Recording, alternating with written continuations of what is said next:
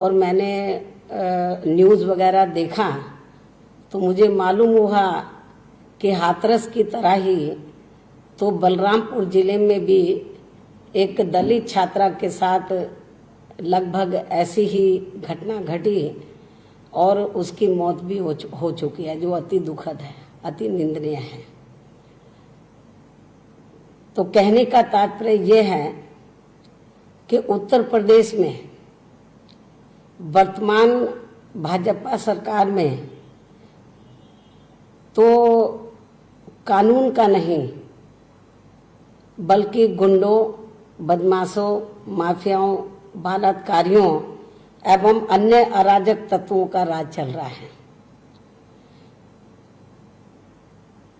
और यहां कानून व्यवस्था पूरी तरह से दम तोड़ चुकी है। खासकर इस सरकार में यहाँ की बहन बेटियां तो बिल्कुल भी सुरक्षित नहीं है। जैसा कि मैंने अभी आपको बताया कि मैं सोच रही थी कि हाथरस के बाद ये लोग हरकत में आएंगे, लेकिन नहीं आए। और बलरामपुर की घटना जब मैंने आज सुबह न्यूज़ में देखी तो मुझे झकझोर दिया। मुझे ऐसा लगा कि मुझे मीडिया में जाकर यदि यूपी सरकार नहीं जाग रही है तो मुझे केंद्र की सरकार को जगाना चाहिए। मुझे केंद्र की सरकार को जगाना चाहिए। और उत्तर प्रदेश में आप लोगों को ये मालूम है कि जब से ये सरकार बनी है तो ये सरकार कानून व्यवस्था के नाम पर अब तक पता नहीं कितने फरमान जारी कर दिए हैं। इस सरकार ने आए दिन लोगों के मकान खूब तोड़े हैं, एनकाउंटर भी खूब किए हैं। अब इसमें कितनी सच्चाई है ये तो आने वाला समय बताएगा। लोग तो ये कहते हैं कि जो कुछ भी इन्होंने अभी तक कार्रवाई की है लोगों के मकान तोड़ने में और एनकाउंटर में, तो इसमें ईमानदारी कम है बल्कि राजनीतिक स्वार्थ ज़्यादा है।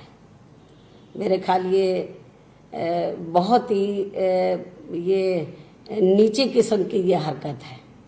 यदि ऐसा है जो लोगों की आम चर्चा है, यदि इसमें सच्चाई है तो ये इससे कोई यूपी की सरकार को हम अच्छी सरकार नहीं कह सकते हैं। तो और ख़ास तौर से इस सरकार में वैसे तो सभी वर्ग के लोग दुखी हैं, विभिन्न क्षेत्रों में लोग दुखी हैं। हर प्रकार का अपराध बड़े पैमाने पर बढ़ा है।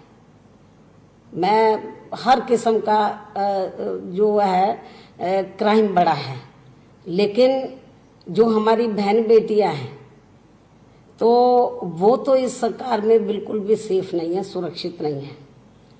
इतना ही नहीं बल्कि उत्तर प्रदेश के अधिकांश जिलों में आए दिन किसी न किसी रूप में यहाँ बहन बेटियों के साथ उत्पीड़न हो रहा है। दलित समाज की बहन बेटियां तो अब यहाँ कतई भी सुरक्षित नहीं है, जिसके अनेकों उदाहरण आप लोगों के सामने हैं। और इस मामले में खासकर अभी हाल ही में हाथरस की ताज़ा घटना ने तो पूरे देश की जनता को हिला कर रख दिया है। और इस घटना के बाद जब ये घटना घटी, ये भी मैं आपको बता रही हूँ कि अच्छी बात है कि सभी पार्टियां, विपक्ष की सभी पार्टियां सड़कों पर उतरी हैं सरकार को जगाने के लिए।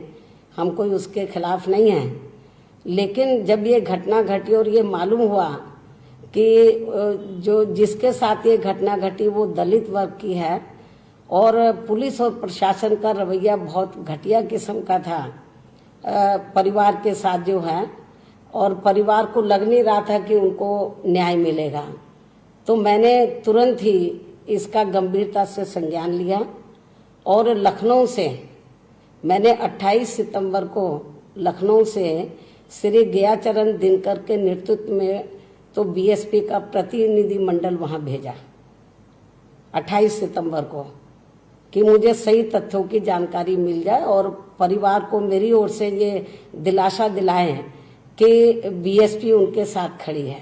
और जब 28 सितंबर को श्री गयाचरण दिनकर के नेतृत्व में बीएसपी का प्रतिनिधि मंडल उधर परिवार से मिलने के लिए गया तो वहां के पुलिस प्रशासन ने उनको उनके घर में नहीं जाने दिया, उनको थाने में बिठा लिया और कहा कि हम आपको नहीं जाने देंगे, तो हम उनके परिवार के लोगों को थाने में मिला देते हैं। तो परिवार के जो लड़की जिसकी मृत्यु हो गई है उसके भाई को और उसकी माँ को थाने में बुलाया गया, वहां उनसे मिलवाया गया। तो अब इससे आप अंदाजा लगा सकते हैं। और वहां के पुलिसकर्मी उनके सामने बैठे रहे कि ये कुछ और ना बता दे, बड़ी गंभीर बात है।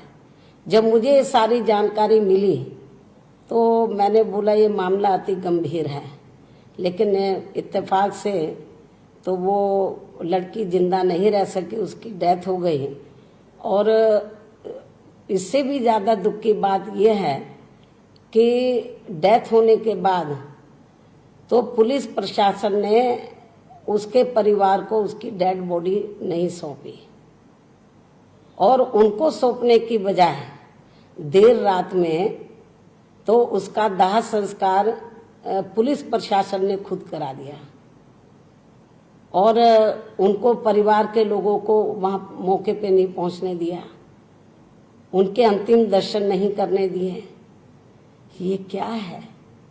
ये जंगल राज नहीं है तो क्या है ये?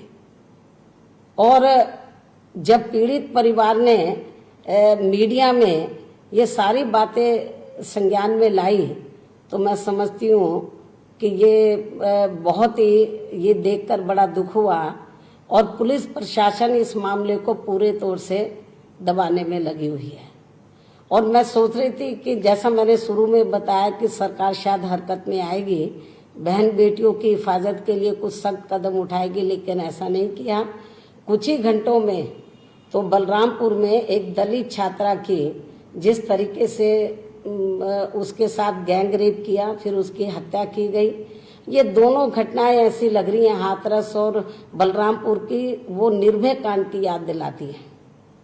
बहुत बुरा हुआ है। और इतना ही नहीं, पिछले कुछ घंटों में आजमगढ़ में, फतेहपुर में, झांसी में, बागपत में, बुलंदशहर में बहुत ऐसी घटनाएं घटी हैं कुछ महिला उत्पीड़न की। और कोई दिन ऐसा नहीं जा रहा जिस दिन उत्तर प्रदेश में 75 जिले हैं कि जिस भी जिले में महिला उत्पीड़न की घटना ना घटती हो। बहुत बुरा हाल हो रहा है।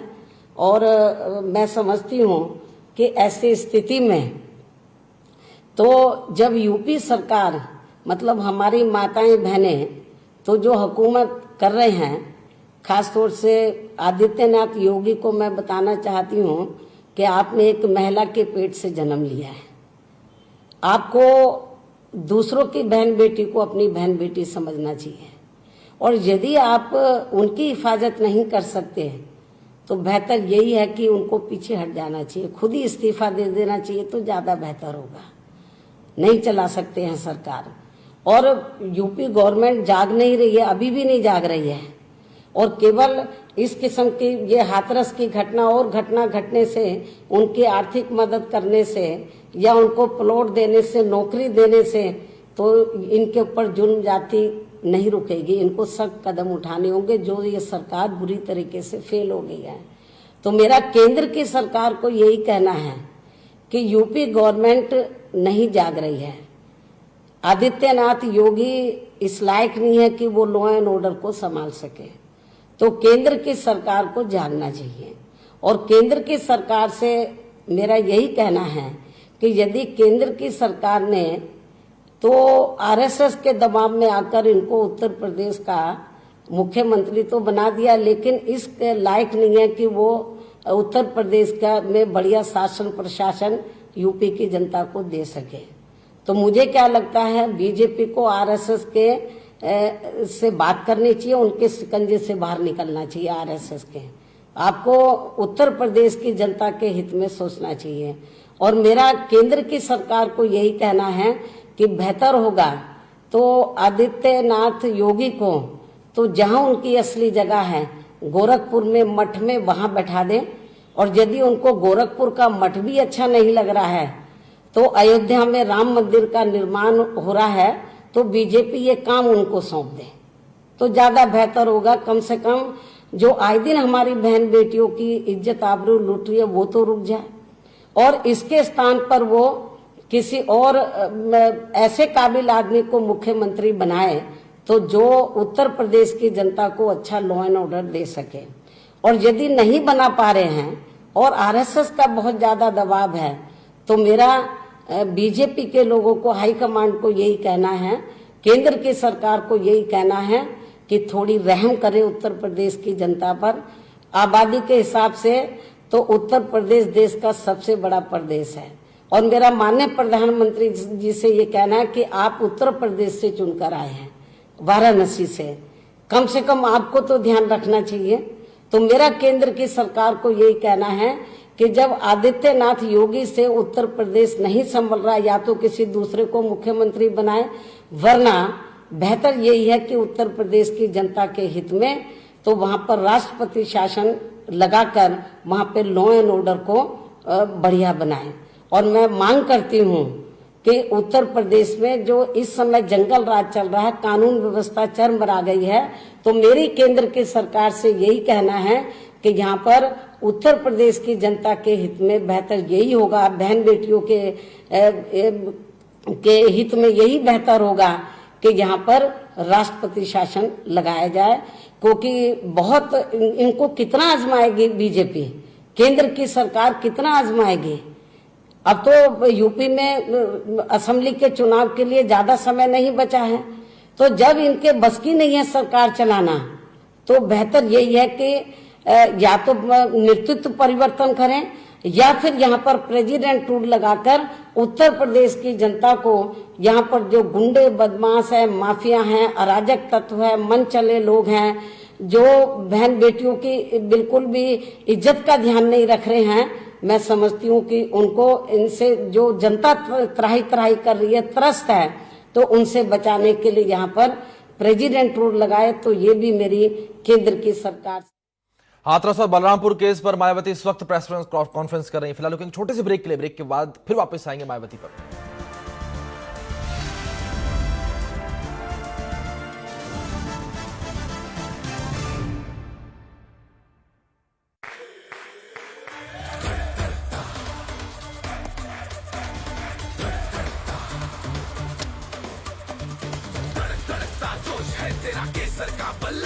जब हो जुबां पे केसर और जोश दिलों में, तो इंडिया खेलेगा अपने ही अंदाज से।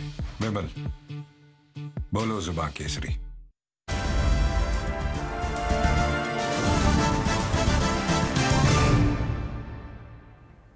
ब्रेक के बाद आप सभी का स्वागत है। सीधे ले चलते हैं आपको बसपा सुप्रीमो मायावती के प्रेस कॉन्फ्रेंस में क्या कुछ कह रही हैं वो, और किस तरीके से सरकार पर निशाना साध रही हैं। जनता के हित में सख्त कदम उठाना होगा, और सख्त कदम यही है कि इनको यहाँ पर बेहतर यही है कि प्रेसिडेंट रूल लगाएं, नहीं तो बहुत बुरा हो जाएगा। जनता बिल्कुल माफ नहीं करेगी और इसका जो बुरा असर है पूरे देश पर पड़ेगा। और मुझे पूरी उम्मीद है कि केंद्र की सरकार तो मेरी जो खास तौर से लॉ एंड ऑर्डर को लेकर और बहन बेटियों को लेकर जो मेरे दिल की भावना है उनकी कदर करते हुए, तो मेरे ख्याल ये कदम केंद्र की सरकार को जरूर उठाना चाहिए। और मैंने कई बार, जबकि उत्तर प्रदेश के मुख्यमंत्री को कई बार बोला कि यदि आप उत्तर प्रदेश में बेहतरीन कानून व्यवस्था चाहते हैं तो आपको जो है बिना हिचकिचाहट के, तो यूपी में जो बीएसपी की 4 बार सरकार रही है, बीएसपी के नेतृत्व में, मैंने किस तरीके से गुंडों बदमाशों और माफियाओं को, तो उनको मैंने उनके खिलाफ सख्त कार्रवाई की, राजनीतिक द्वेष की भावना से नहीं, और बहन बेटियों की इज्जत की मैंने हिफाजत की।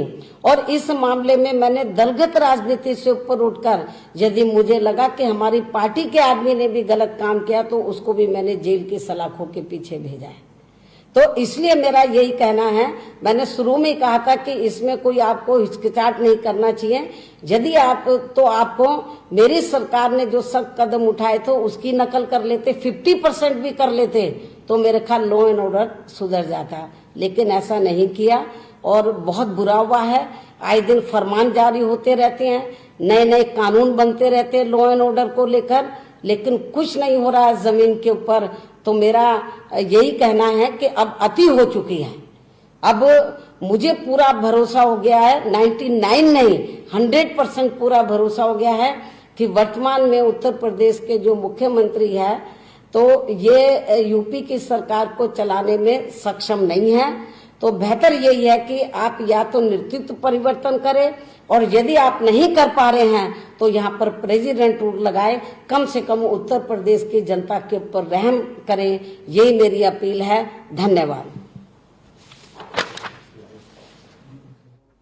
तो बसपा सुप्रीमो मायावती को इस वक्त आप सुन रहे थे। हाथरस और बलरामपुर रेप की घटनाओं के बाद मायावती ने प्रेस कॉन्फ्रेंस की और प्रेस कॉन्फ्रेंस में केंद्र सरकार पर मायावती ने कई आरोप और गुहार भी उनसे लगाई। उन्होंने कहा कि योगी आदित्यनाथ जिसे प्रदेश नहीं